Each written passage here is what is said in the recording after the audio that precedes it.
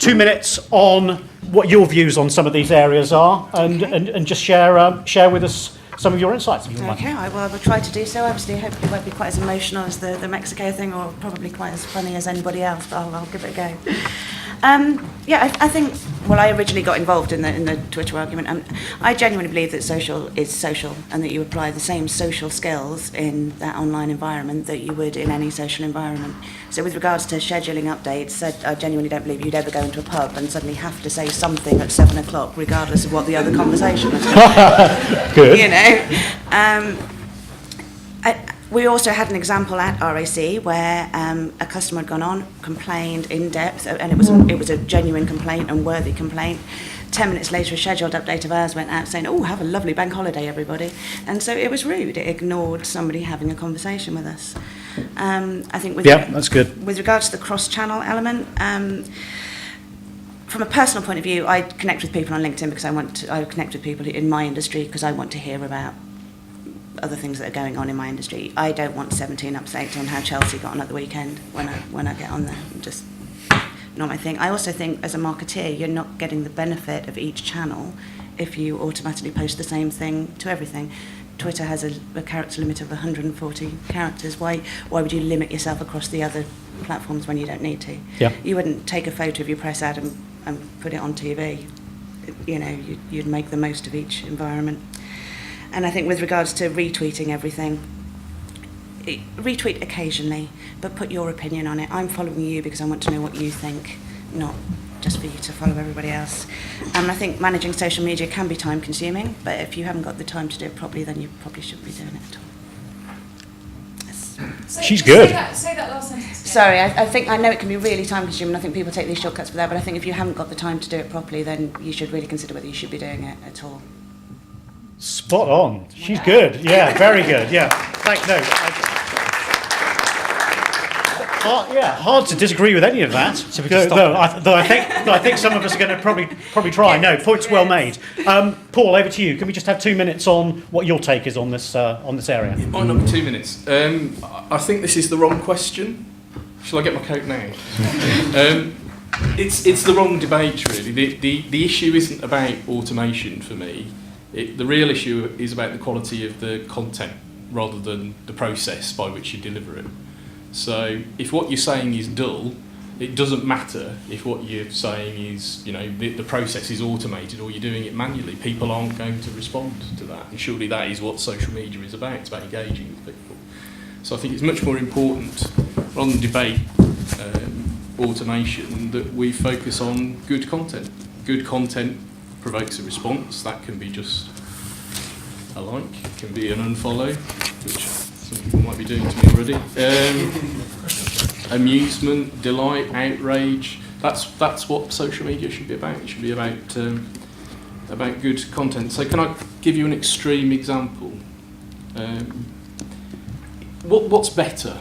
A manual post that says thanks for the follow, or an automated post that says thanks for the follow, click here for a voucher for a free case of champagne?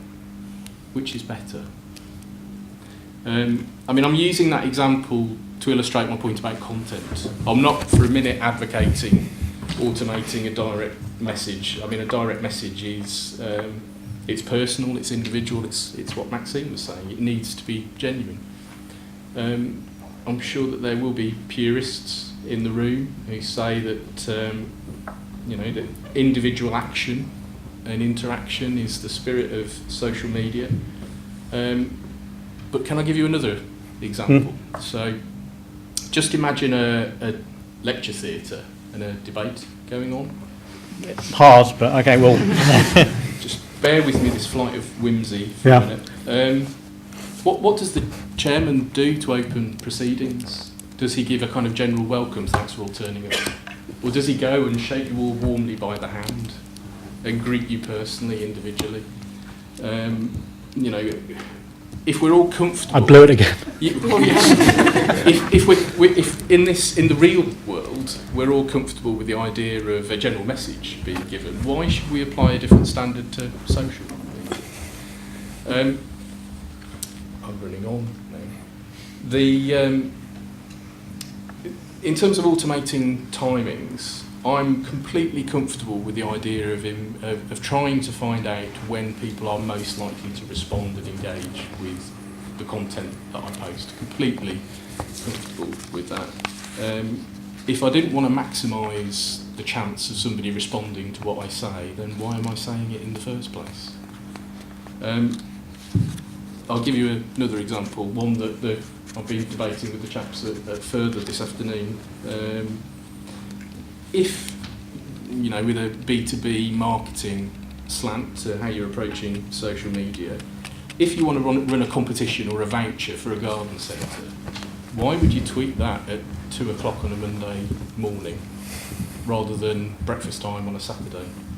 You know, what's the problem with scheduling a tweet that's relevant and hits the audience at the right time? Now, I suppose in some respects, as the old media bloke at the table, I also represent Archant's two kinds of social media accounts. You're probably all familiar with Stacia Briggs and the Evening News account. Mm-hmm. Very much so, yes. You're probably also familiar with the EDP24 account, which is RSS-driven robo accounts, pretty much. Slightly more corporate. Just yeah. Now they have a similar kind of following in terms of scale. So the latest numbers are the Evening News. Stacia has 7,500 followers.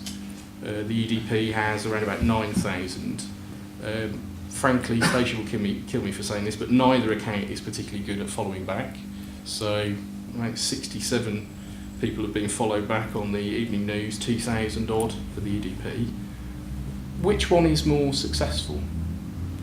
You know, in terms of engagement and using the medium to its full potential, then Stacia wins and the Evening News wins hands down. In terms of delivering traffic to Archant's website and therefore eyeballs for our advertisers, they're on a par, really. There's very little in terms of traffic to distinguish between them, even though the EDPs is just the content. Here's a link, click here and you'll go to the Paul Lambert story. And does Stacia, does she link as often? I mean, there's always a link with the EDP one, I guess, isn't there? Stacia. You mean per link you're talking? There's a it's a mix and match. Yeah, okay. Sometimes she'll just be talking to people, throwing out a comment about her latest view on the Paul Lambert situation, or there'll be a comment plus a link. Yeah. So in terms of, you know, the EDP's approach is, you know, content is front and centre, and there's very little human voice, there's very little kind of authentic voice that goes with it. That is going to improve, by the way. But in terms of engagement and customer service, in a sense, it's not so great. So that's a very long-winded way of saying that, in principle, I don't have a problem with judicious use of automation. I don't think it's the answer to everything, but, you know, if it's appropriate to schedule a tweet, then schedule a tweet. If it's, you know, appropriate to talk to people directly, then do that. But it's content. It should be at the centre. Fantastic. That just shows we've only had two of the panellists so far, and both of them, I think, actually got quite different views. And I thought that both of them make absolutely complete sense. I agree with both of you, even though you were saying the opposite things, which is I didn't get where I am today without being able to do that. Mr. Delahanty, yes. Would you like to share your thoughts on this? I would. So I think that the initial debate was around, do you share content across every platform? And I was quite vehement in saying no, absolutely not. It's all about relevance. So my view is that social media and the way that we're specifically talking about businesses, how you use social media, it's actually marketing. And what do you do with marketing? Marketing is about relevance. So it's about the content. What content are you putting out? If we go back to old school marketing, I was going to say you wouldn't send a direct mail pack to people when it's totally relevant, but actually, so people absolutely. You can do better than that, Chris. And in fact, that's why it comes down as junk mail, because it's junk. Yeah. It's not relevant. People bin it. So direct mail is dying a death because certain people, credit card companies in particular, will just mail anyone they can. It's not relevant content.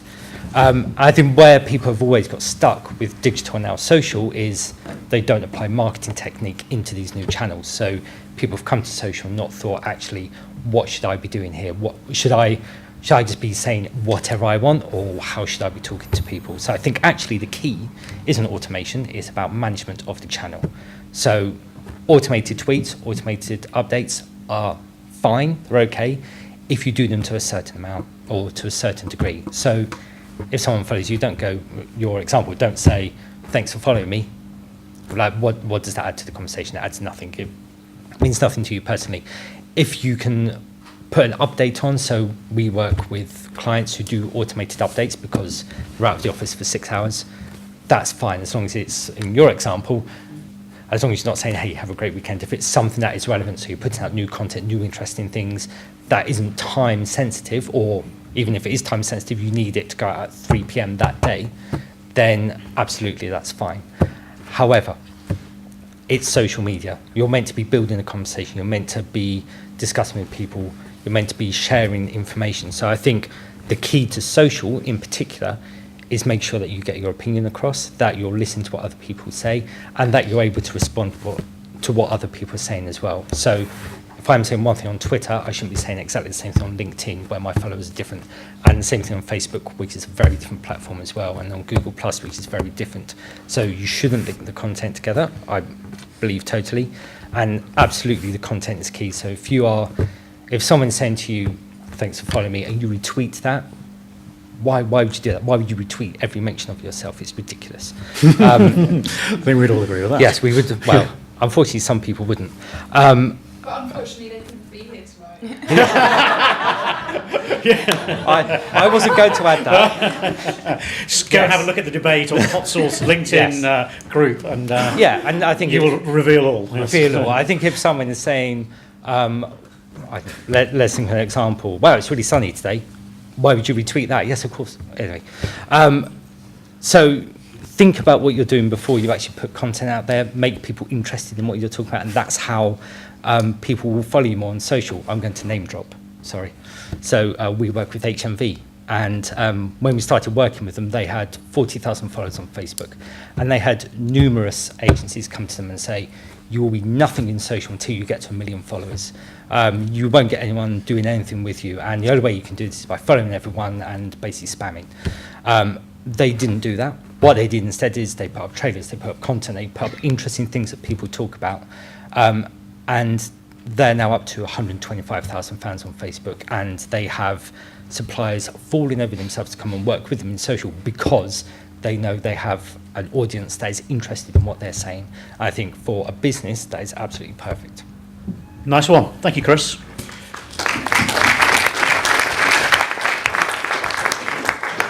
No pressure, but all the other three panellists have made a lot of sense. Well, Sean. I've got to agree. I've got to agree with someone, haven't I? Automation, yes and no, really. As Paul said, if it's relevant, then why not? I've spent a lot of time trying to work a system that will enable more people to use social media to build authority for their businesses. And the biggest problem these people face, large and small, is time. And if you don't automate some of the processes within your business, then you're never going to be able to do the business. We all know what a time suck your inbox is, your email is. And social media is an even worse time suck, especially when you consider all the different channels. So I don't think there's any option. Because it's not finite, is it? Like your inbox. It's not. You could spend as much. I mean, you could spend your life on it. And some of us do, of course. But absolutely. Yeah. And then it comes down to what you automate. I spend a lot of time curating my own content, finding interesting things, and I read this stuff because I want to expand my knowledge of my market sector, and then I share it. I used to, when I started out, actually just share it as I was reading it. And I'd end up with updates while I was having my breakfast, 7:30 in the morning or whatever, and there'd be 5 or 6 updates going out, and then there wouldn't be another update from me until lunchtime. And, this was sort of in the early days of social media, a couple of years ago, 3 years ago or whatever. But, it didn't really work. A few people would see it and say, yeah, that was quite good, but there was no engagement, no sense of feeling. that what I was doing was any use to anyone other than me. So with a bit of sort of practice and trial and error, in using a system called Buffer App, by scheduling out throughout the day, anyone that follows me will probably notice that about 1:30 I start tweeting in the afternoon. But that's through analysis that actually the engagement on my stream starts about that time, partly because a large part of my audience is in the States, and that's when they start reading my stuff. So you basically get the double timeline from, Yeah, and the early feedback afternoon I onwards. get is that this is great, but I don't forget these are real people, and I have my Twitter stream, my Twitter account, for example, connected up to my mobile phone, so I get SMSs when people mention me, so I can interact throughout the day. Even if I haven't got a Wi-Fi signal, I can still reply and still interact. So that's about building authority, building a stream, building something for yourself. Then there comes the customer service element, which I think where the RAC bit comes in.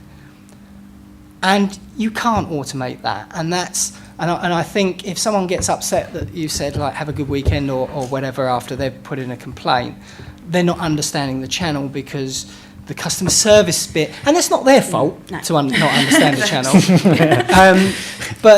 But you know, how are your customer service team monitoring? Are they monitoring quick enough to that reply? Because actually they should have got an at reply from a human being.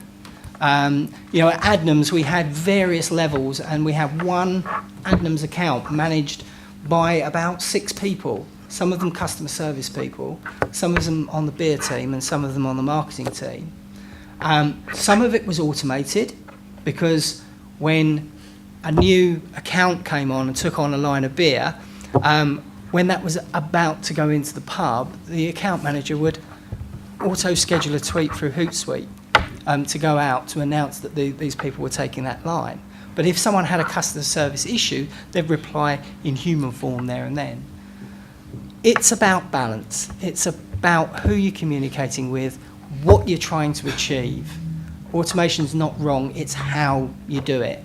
And it's always being there to engage when someone actually, it's almost like when you hook a fish, you're there to pull the line and reel it in, because you're sending out loads of tweets all day and you're never answering anyone, then that's wrong. I mean, Paul's point is absolutely spot on. Or in some ways, this discussion is redundant if your content is crap. I mean, but I think I think we've kind of all. It is absolutely worth saying, but we're starting from the point of, okay, you've got, you are sharing good content, you've got followers who are interested in what you say, then is it appropriate or not to try and optimize what you're doing using the various automation techniques and tools? So I don't, what you said, Paul, about this is the wrong debate. In a sense, we're saying, phase one is if your content isn't great, then don't even bother. That content is absolutely king. The next level after that is, right, how are you going to optimize that to make sure you leverage that to maximum effect?